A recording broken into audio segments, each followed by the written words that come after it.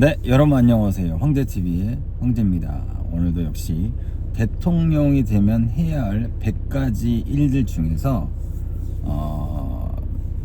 19번째 시간입니다.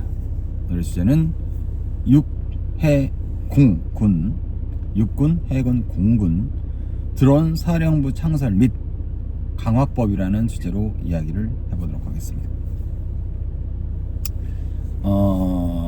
6.25가 터지고 난 다음에 북한은 잠수함을 개발하기 시작했습니다. 잠수함을. 근데 우리나라는 그럴 만한 잠수함을 개발할 만한 또는 도입할 만한 그런 경제적인 기반이 없었어요. 돈이 없었어요, 결국.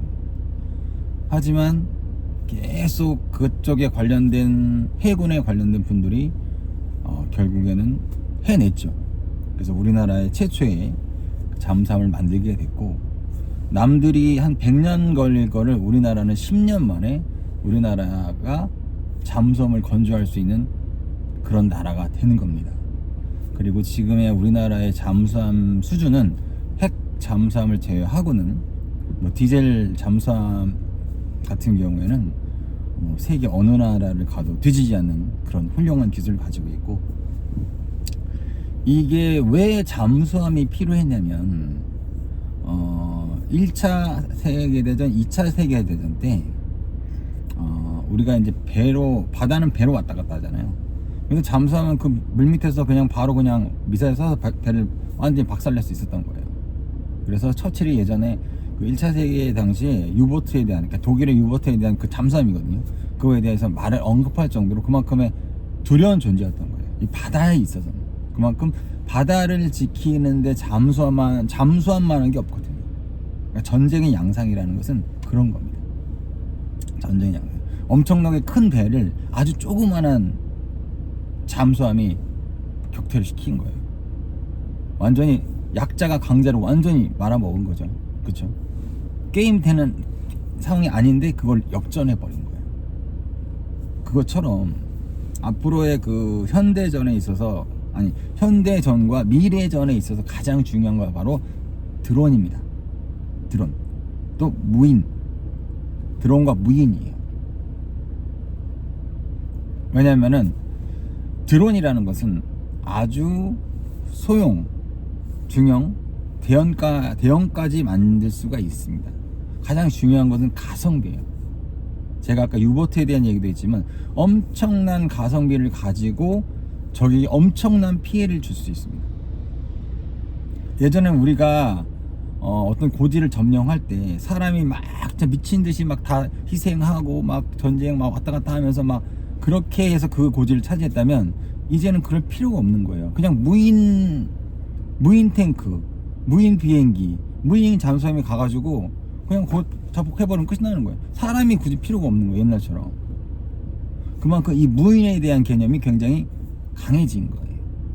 또 여기서 AI라는 요소가 들어가서 설령 사람이 조종을 하다가 실수할 수가 있잖아요. 그러면 그 AI가 자체적으로 그 모든 상황을 계산해서 목표물을 파괴시키는 무인 플러스 AI, 그리고 양성적인 작업, 이런 것들이 굉장히 중요한 거예요. 이게 앞으로의 현재와 미래 전쟁의 킥포인트예요. 근데 한 가지 이제 우려하는 것은 지금 우리나라가 지금 지키고 있는 경계선 있잖아요. 38선이라든가 기당되는 경계선이 사람이 지금 지키고 있습니다. 하지만 이제는 사람이 지킬 필요가 없어요. 그냥 첨단화 시켜서 무인 드론이 지키는 거예요. 인간형 로봇이 지키고, 인간형 탱크, 비행기, 잠수함, 더 나가서 우주선까지 무인이 다 방어를 하는 겁니다. 단 비율이 있는데, 만약에 지금 우리나라의 그 38선을 지키는 사람들이 10명이라 쳤을 때 무인이 들어온 상태에서는 그 10명이 필요가 없어요. 그렇다고 해서 그 인원을 많이 줄여서도 안 돼. 왜냐하면 항상 만약이라는 걸 생각해야 돼요. 만약 이게 안 됐을 때, 또는 안 됐을 때를 생각해서 지금에 있는 지키고는 군인의 50%는 뺄 수 있다는 거야. 즉 10명이 죽는 거를 5명이 죽는 걸로 낮출 수 있다는 거죠. 물론 죽어서는 안 되겠지만, 그만큼 앞으로 현대와 미래 전쟁에 있어서의 드론이란 건 그 예전에 독일의 유보트와 똑같은 겁니다. 가성비로 엄청난 무기를 파괴시킬 수 있고 가성비로 엄청난 적을 살상할 수 있는 거예요. 요즘에 이제 그 러시아와 우크라이나 전쟁에서 있어서도 마찬가지죠. 마찬가지입니다. 그런 것처럼 지금 드론 전쟁인 거죠. 드론 전쟁. 근데 이게 단순한 드론 전쟁이 될까요? 아니에요. 드론을 하다 보면 그 이상의 또 발전이 일어날 거고 그거보다 더 많은 발전이 일어날 겁니다.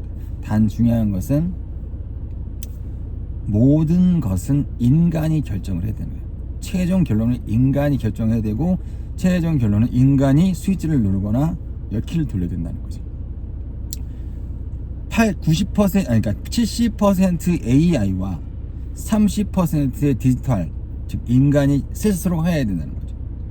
그렇게 해야 되면 100% 만약에 AI에게 준다고 하면은 이거는 정말 인류가 멸망할 수 있어요. 왜냐하면 사람과 기계의 차이는 뭐냐면 사람은 감정이라는 걸 갖고 있지만 기계는 감정이 없습니다. 그냥 생산적이고 합리적인 것으로 무조건 추진인 거예요. 그래서 기계 입장에서는, AI 입장에서는 지구의 인구 폭발 뭐 여러 가지 문제, 뭐 자연환경 이런 부분에 대해서 다 질문을 했을 때 AI 대답은 그럼 인구의 반을 죽여라 라는 답을 준 것 자체가 바로 그 합리성이라는 거죠. 그러면 나는 사는 쪽이냐 죽은 쪽이냐 누가 선택할 거냐고요. 그건 아니잖아요. 그렇죠? 그렇기 때문에 AI에게 모든 것을 맡기면 안 된다는 겁니다. 한 70%만 맡기고 나머지 30%는 인간이 결정할 수 있는 그런 디지털화를 해야 된다는 거지. 흔히 말하는 이제 핵미사일 같은 경우는 다 그런 식의 시스템이 되어 있습니다. 하지만 모든 AI나 뭐 기계, 기타 등 이런, 그러니까 결국에는 인간과 기계와 AI와의 조화예요. 이 조화로 인해서 전쟁을 대비하고 또 전쟁을 막는 겁니다. 최고로 전쟁을 막는 방법은 항상 전쟁 준비를 하고 있는 거예요. 그러면 절대 적이 쳐들어오지 못합니다. 하지만 전쟁을 잃어버리는 순간 어디선가 나를 제거하기 위해서 또는 나의 나라를 침략하기 위해서 들어오겠죠. 하지만 내가 항상 이제 전쟁 준비를 하고 있고 그에 대한 대비책을 세우고 있다면 절대 들어올 수가 없어요. 들어오는 낌새만 보여도 우리가 먼저 쏘면 됩니다.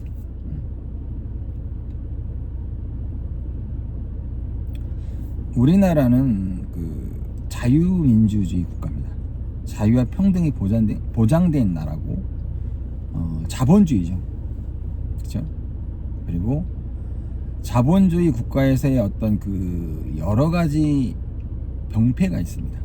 빈부의 격차, 기타 등등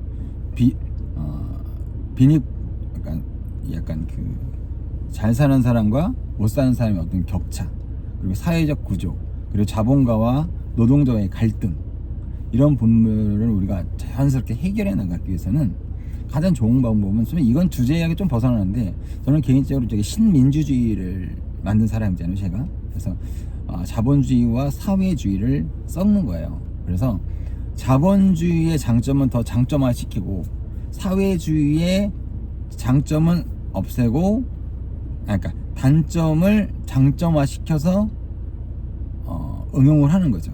그래서 신민주주의 국가를 만드는 겁니다. 자본가와 노동자가 서로 윈윈하는 사회, 서로가 윈윈하고 도와줄 수 있는 사회, 그리고 서로가 서로를 존경하고 배려할 수 있는 그런 대한민국의 국가와 사회적 분위기, 문화, 그런 거를 만드는 게 가장 중요하다고 생각을 합니다. 하여튼 오늘은 그 육군, 해군, 공군에 대한 드론 작전 사령부를 창설을 하고, 그 창설한 거에 대해 전폭적인 지원 플러스 우리가 예전에 그 잠수함에 대해서 많이 투자를 했던 것처럼 그렇게 하면 될 것 같고, 그 누구도 이 부분에 대해서는 건드릴 수 없게끔 해야 됩니다. 국가의 경쟁력은요, 경제와 군사력이 대등하게 스스로 발전할 수가 있어야 돼요. 이게 가장 국가 경쟁력입니다.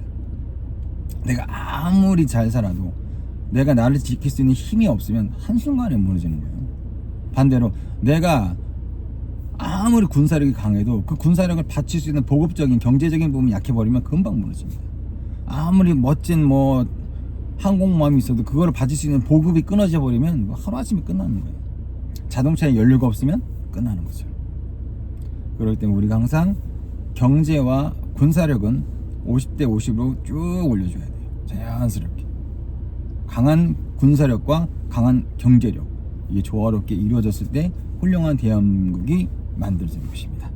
네, 오늘은 육군, 해군, 공군에 대한 드론 작전 사령부 창설 및 그리고 강력법에 대해서 이야기를 해보았습니다. 여러분 감사합니다.